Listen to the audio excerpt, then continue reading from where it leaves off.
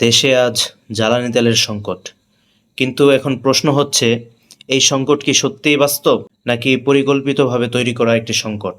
একদিকে সরকার বলছে অধিক পরিমাণ জ্বালানি তেল মজুদ আছে, কোনো ঘাটতি নেই। অন্যদিকে সাধারণ মানুষ পাম্পে পাম্পে ঘুরেও তেল পাচ্ছে না। ৩-৪ ঘন্টা লাইনে দাঁড়িয়ে থেকেও খালি হাতে ফিরে আসছে মানুষ। এই দুর্ভোগের দায় কে নেবে? এটা কি শুধুই অব্যবস্থাপনা, নাকি এর পেছনে আছে শক্তিশালী কোনো সিন্ডিকেট যারা ইচ্ছাকৃতভাবে তেল মজুত করে দেশ জুড়ে কৃত্রিম সংকট তৈরি করছে?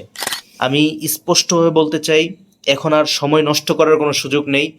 আমি মনে করি সরকারের সবচেয়ে বড় দায়িত্ব হচ্ছে এই অসাধু মজুতদার ও সিন্ডিকেটকে চিহ্নিত করা, তাদের বিরুদ্ধে কঠোর ও দৃশ্যমান ব্যবস্থা নেওয়া, এই সিন্ডিকেট চক্র সম্পূর্ণ ভেঙে দেওয়া এবং জনগণের ন্যায্য অধিকার ফিরিয়ে দেওয়া। কারণ এই সংকট শুধু তেলের নয়, এটা মানুষের জীবনযাত্রা, অর্থনীতি আর পুরো দেশের স্থিতিশীলতার সঙ্গে জড়িত।